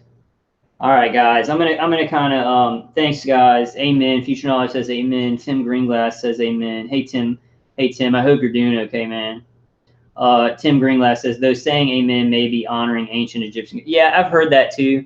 But it's kind of like when I watch a Marvel movie and there's maybe some symbolism that's satanic, and I realize it and I don't take it in, and I take the good part of it. For me, amen was taught to me by my grandparents and my parents and from the Bible, and it means something good, right? I take it, and it doesn't mean worshiping ancient Egyptian gods. It means worshiping the good God that I worship. I think we need to start thinking about symbols that way too. I know there's Illuminati symbolism and stuff like that, but it's what we want it to be. I think the bad thing about symbolism is it's bad people communicating to other bad people. But I think that good people have to see that can't hurt me, right? That symbol can't inject a demon into me or anything like that. It means what I want it to mean, and I am a servant of God, and I am a servant of good. You know what I'm saying? But I get your point. Tim. Yeah, I get your point. Definitely. Yeah, Rybob Dobb says it's all interpretive anyway. Whatever floats your X-Wing. Yeah. Perception, right? Perception. And we're moving into an area in human existence where perception is crucial. And what we want something to mean, because we're creative beings, it's going to affect what's happening a whole lot. That's what these evil people have understood for a while. And now they've been manipulating it for a while, but now they're getting these advanced technologies to manipulate perception of the population even more. So we're going to have to tap in to the light side of that, the light side of propaganda, the light side of believing that anything is possible and that we can save lives and reduce suffering no matter what we're experiencing or going through. I'm getting goosebumps right here, guys. My attack, the woman on the V2K has been saying this the whole video. I think it's the guy using voice modification to sound like the woman. He's going, he's right. So that when they see me doing anything good, they start joking around. And physically really hurting me a lot. But anyway, guys, I love y'all. Let's see. Charles Hall says all symbolism belongs to God. I like that thought. That's a good perceptual thought, right? Everything, every atom created, right? Me and you, Charles, we were talking about that the other day, you know, how everything is atoms, like everything down to an energetic level is energy and atoms. You know, everything belongs to God. So these evil people can draw up symbolisms that are satanic or whatever. But if I know that, I say, oh, they mean this, but to me it means this. Like maybe Spider-Man, you know, he does his web shooters and that satanic symbol. People are like, oh, that's a satanic symbol. To me, it's just Spider-Man. You know, it means something different. So don't take that stuff in, right? And the symbol, yeah, there's some evil symbols out there, and I think it's more of a communication tool. Well, no, they do with symbolism. They do try and twist people's minds. That's also true. But if we can say that, if we can say those symbols, we see them and we know what they're trying to do. But what do I get out of that? What do I get out of that, right? So Charles Hall says the so-called enlightened just took it over. So-called enlightened. But if they're murdering people for evil power, where they want to destroy humanity, I mean, in the form that we're in, I mean, humanity. The reason we're on Earth, and I was thinking this the other day. I wasn't talking to my B2K. I wasn't talking to my attackers. But I said the reason why God created us is free will, to make the right decisions, to make whatever decisions you're going to make. But I want to be on the light side. I want to make decisions to affirm life, to reduce suffering, to save lives, right? I don't know how many lives I've saved, but that's what I want to do, right? I want to head that way. Evil people want to destroy life. They want to control, right? And we have this force. The top of the pyramid is evil. They're the dark side. They want to control, and they want to destroy humanity's free will. That's the creation of God. God created humanity in free will, for that purpose. So you think that God's on their side? It seems like they have the power, right? And people talk about Satan having power in this world. I don't know if it's that cut and dry. I think this world has a lot of good in it, and God can give us a whole lot of power. And I don't know if Satan just rules everything, and everything's just going to turn bad, and heaven's our only hope. I do think there's good in this world, and I do think that we can turn things around, even if I'm wrong, even if like Satan's got it, and we've just got to wait to go to heaven, and this is the end of humanity. I am going to act as if tomorrow is going to come, and we can reduce suffering, and we can make our lives better, and take these technologies out of the hands of evil ones, or at least get people to know about them so they can't use them so evilly, right? So I'm gonna come from that perspective. Some Christians may disagree with me, and they may say, like, you know, Satan, it rules this world, and good people are just going to be able to, you know, wait till the end or whatever. I don't know. There's a lot of different perspectives, right? Yeah, Charles Hall says it was all stolen. Rybob Dobbs says, don't mean to burst the bubble, but come on. Native Neuropter says they're only fooling themselves, Charles. Tim Greenglass says, though depressing. Yeah, it's all pretty depressing, but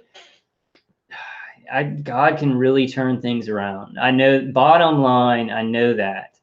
And in some ways, y'all, like, this is horrifying, and I'm isolated, and you guys are isolated, and this is horrible, but I keep choosing to not give up. I keep choosing to fight. I keep choosing to move towards the light, and it's made me stronger than I would have been without being attacked, right? So there's this irony. And if anything, life is ironic. If anything, life is ironic. So you got to start saying, this is a really horrible thing, but in an ironic way, what can God do with this?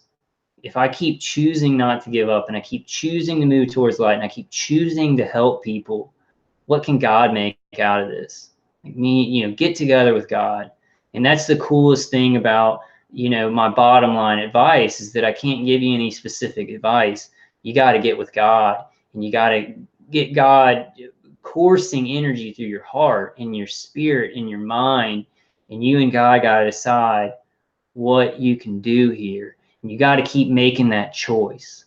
We do still have that choice. I know mind control is powerful, right? Mind control is powerful, but you got the choice to keep resisting. You got the choice to keep being good, right? And sometimes we got to kind of cut loose. We got to cut loose and be like, oh man, this is all crap, and but that's human beings. That's human beings. But keep the central balance going of always moving towards the light, and not giving up. Keep that central balance. You might not feel like that all the time, right? Like Target Citizen tonight, he was in a really bad, he's getting really targeted and hurt, and he was kind of negative, but he's positive a lot of the time. And that's just our human nature. But keep that balanced line of always making the choice never to give up, and you will become stronger than you could ever realize. Now, there's a lot of stuff involved in that, because a lot of people, like, you're not finding any shielding or anything, and it's hard to make that choice. The mind control is so severe. So there's a lot of complication in there. But you got to start moving that way, right? You got to start moving that way. And I'm not always going to succeed in that. Nobody will. Nobody's always going to succeed in being positive all the time. We can't do that. We've got to balance it. This sucks so bad. This sucks so bad. It's worse than death. But hey, this is positive about it. Gma Love is positive. You guys in my chat are positive. So many targeted individuals speaking out is positive. All these rallies are positive. A doctor, Dr. Hoffer, standing up and helping targeted individuals finally. Wow, that's positive. My mom believing me is positive. So we start moving there. We start moving there. And then what can we do individually? When you really get with God, when you really get with that force in the universe, with unlimited power, right, guys? Our energy is being affected. We feel, low energy because we're being hurt, and our human bodies are supposed to function in a certain way. These people are messing with our minds and our nervous system. Say, God, connect me to that infinite power of the universe. And that is true. I don't understand it, guys. I don't understand a lot of things. but that is true. I felt it. Like, I don't feel it all the time, but like this morning, and I know that scientific, non-spiritual people would be like, that's bipolar, dude. And I would say, like, physically, I am a little bit bipolar from the attacks, right? I am. It's messed up my mind. It's messed up my nervous system. My attackers this morning on V2K were saying, he's crazy. He's going crazy. And I was like, yeah, damn right I've gone crazy. People are being murdered around me. Great, beautiful people, especially great, beautiful, intelligent women. And I'm a man, and we're supposed to protect them. And we got these people who are supposed to protect them, who are murdering them. And everybody's ignoring. Yeah, I'm crazy. Yeah, I've gone crazy. But I'm not going to do anything. I'm not going to do anything bad, right? That wasn't my point, though. But I didn't even get to the point, and I started justifying myself and being down on myself. That's real mind control. That they do that because I had a little bit of that before I got targeted, to try and be humble, and they've taken that, and that's a fight for me. That's a fight for me. A fight that I'm winning. A fight that I'm gonna win, and I am winning. But I tap into that power, and maybe don't try and understand it, but get with God. Get in it, that power. If you get a little bit of that, see, I always say this, guys, and this is funny, and it's not funny. It's not funny, but it's ironic. I always say you've got to find physical stuff, like physical defenses, before you start using your energy, before you start feeling energetically positive. That's not always true. It may be true in your case, but you may be in a position where you need to connect with God first, and connect with that unlimited energy, and then let it lead you to something practical and physical, right? So some people may start out with the practical, physical defenses that make them feel a little bit better, and then they're able to think, oh, their mind leads them to, oh, I got this infinite power from God, right? Some people, you may be in such a desperate position that you need God's mercy and help right now, and he can give it to you. There's so many infinite situations, though, that I know some people's situations are so hard, but we've got to try. You've got to try, and you got to trust that God can put positive things in your life, And it's something that, explaining it is nothing. Explaining it is nothing. It's feeling it. It's believing it. And those things, it's like nobody can give it to you. Nobody can give it to you. Somebody can maybe create a little spark so you start working on it, but that's you and God. That's you and the Force. I love the Force. I love Star Wars. It's great. All right, guys. I'm gonna okay, Nathan Roppers has a good Bible verse. Isaiah 40:23. It is he who reduces rulers to nothing, who makes the judges of the earth meaningless. Exactly. Their worldly power, right, can be flipped in a second. If the whole population understands what's going on and understands their power, that's why the population is not told things. That's why their perception is tweaked and propaganda, because they realize if everybody had the correct information and was fighting the correct way, there's more of us. There's more good people in the world than evil people who want full spectrum dominance. And that's the key right there. That's the key right there. But even if this is end times, even if this is like it's an undoable fight and this technology is going to come in and we're going to lose it, what we can do now and connect with God, we don't know where that's going to take us in our path, you know, and how many people we can help if that happens. We got to be prepared for anything. I have a lot of hope that, you know, this program will be curtailed, that this technology will be used, but there will be checks and balances in place. There's too many good people in the world to just let humanity end, right? To end free will. There's going to be rebellion. Star Wars again, the rebellion. I kind of wonder sometimes, guys.